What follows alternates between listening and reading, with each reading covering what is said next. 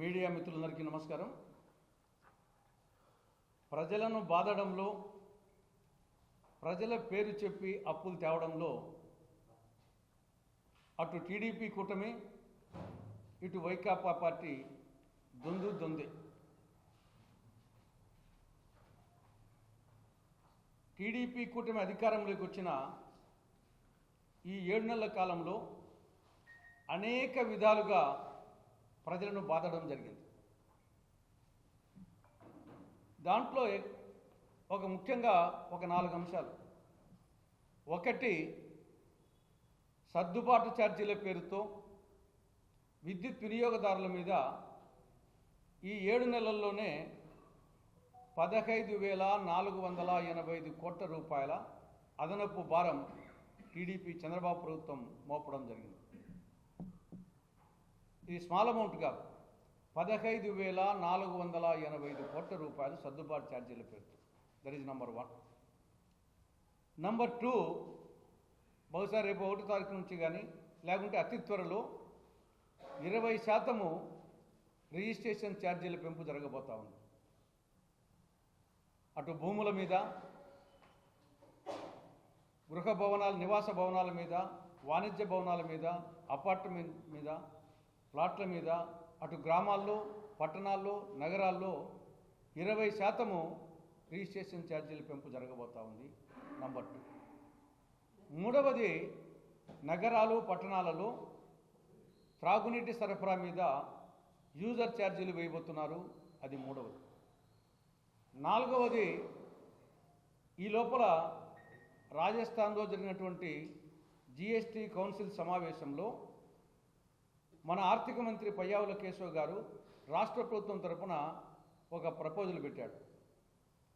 5% మించి జీఎస్టీ ఉండే అన్ని వస్తువుల రవాణా మీద ఆంధ్రప్రదేశ్లో 1% వరద సెస్సు వేయమని. వరదలు వస్తున్నాయి, ఆ వరదల కోసం కేంద్ర ప్రభుత్వం నుండి నిధులు తెప్పించాల్సింది గురించి ప్రజల మీద 1% వరద సెస్సు వేయమని చెప్పేసి నా ప్రపోజల్ పెట్టాడు. అది కూడా త్వరలో రాబోతా ఉంది. కాబట్టి అటు కరెంటు ఛార్జీలు, ఇటు వరద సెస్సు, ఇటు యూజర్ ఛార్జీలు, ఇటు రిజిస్ట్రేషన్ ఛార్జీల పెంపు, ఈ విధంగా బాధుడే బాధుడు, దంచుడే దంచుడు, పెంచుడే పెంచుడు, బాధుడే బాధుడు, వీర బాధుడు అనే విధంగా చంద్రబాబు ప్రభుత్వం ప్రజల మీద భారం మోపుతా ఉంది. ఇది ఒక యాంగిల్. ఇక రెండవ యాంగిల్ అప్పులు. అప్పులే అప్పులు. ఇది ఎలా ఉందంటే, కోడలికి బుద్ధి చెప్పి అత్త తెడ్డు నాకిందని ఒక సామెత ఉంది. గతంలో ఇదే టీడీపీ కూటమి పార్టీలు, వామపక్షాలు, మేము కూడా వైకాపా ప్రభుత్వం, జగన్ ప్రభుత్వం మితిమీరి అప్పులు చేస్తూ ఉంది, రాష్ట్రాన్ని అప్పుల కుప్ప చేస్తూ ఉంది, రుణాంధ్రప్రదేశ్ చేస్తూ ఉంది అని అన్ని పార్టీలు విమర్శించాం. అది వాస్తవం కూడా. ఇప్పుడు టీడీపీ కూటమి చంద్రబాబు ప్రభుత్వము అదే పని చేస్తూ ఉంది, అంతకంటే ఇంకా ఎక్కువ చేస్తూ ఉంది. ఈ యొక్క ఆర్థిక సంవత్సరంలో మొదటి 7 నెలల్లోనే 59,000 కోట్ల రూపాయలు అప్పు చేయడం జరిగింది. మొదటి 7 నెలల్లోనే 59,000 కోట్ల రూపాయలు అప్పు చేయడం జరిగింది ఆల్రెడీ. ఈ ఆర్థిక సంవత్సరం 2024-25లో 91,443 కోట్ల రూపాయలు అప్పు చేస్తామని మన బడ్జెట్లో ప్రవేశపెట్టారు. ఓపెన్ అది, దాని రహస్యం ఏం లేదు. కాబట్టి ఈ ఒక్క ఆర్థిక సంవత్సరంలోనే 91,443 కోట్ల రూపాయలు అప్పు చేస్తుందంట చంద్రబాబు ప్రభుత్వం. గతంలో కాంగ్రెస్, టీడీపీ, వైకాపా అన్ని మొత్తం కలిపి చేసింది 10 లక్షల కోట్ల రూపాయలు అయితే ఈ ఒక్క సంవత్సరంలోనే 91,443 కోట్ల రూపాయలు అప్పు చేస్తుందంట. ఇది చాలక మళ్ళా పరోక్ష అప్పులు.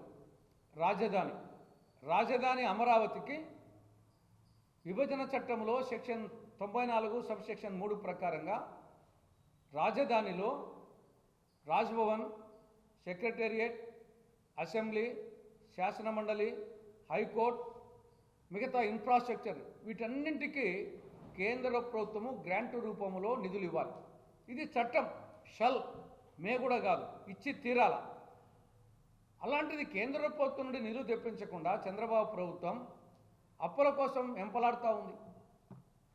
రాజధాని అమరావతిలో నిర్మాణాల కోసం కేంద్ర ప్రభుత్వం నుండి గ్రాంట్ తెప్పించకుండా అప్పుల కోసం పోతా ఉంది.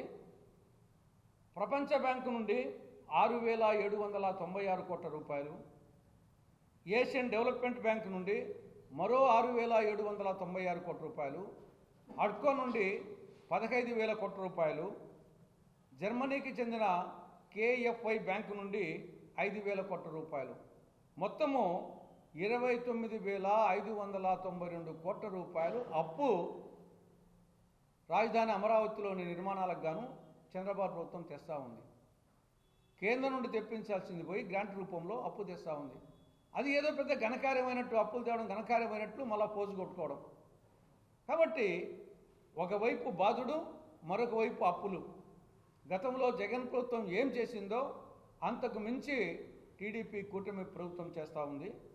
కాబట్టి ఈయన పదే పదే నేను సంపద సృష్టిస్తాను, అభివృద్ధి చేస్తానంటాడు. ఇదేనా సంపద సృష్టించడం? అప్పులు తేవడము, ప్రజలను బాధడము, దీన్ని సంపద సృష్టించడం అంటారా? దీన్ని స్వర్ణాంధ్రప్రదేశ్ అంటారా? దీన్ని వికసిత ఆంధ్రప్రదేశ్ అంటారా? హెల్తీ వెల్తీ తర్వాత వచ్చేసి అని ఆయన ఏదో పదం వాడుతుంటాడు. ఆంధ్రప్రదేశ్ హెల్తీ ఆంధ్రప్రదేశ్, వెల్తీ ఆంధ్రప్రదేశ్, తర్వాత ఇంకోటి ఏమి హెల్తీ వెల్తీ. కాబట్టి ఇదేనా బాధడము, తర్వాత అప్పులు తేవడమేనా? కాబట్టి ఇప్పటికైనా చంద్రబాబు ప్రభుత్వం, కూటమి ప్రభుత్వం తమ విధానాలు మార్చుకోవాల్సిన అవసరం ఉందని కాంగ్రెస్ పార్టీ హెచ్చరిస్తూ ఉంది.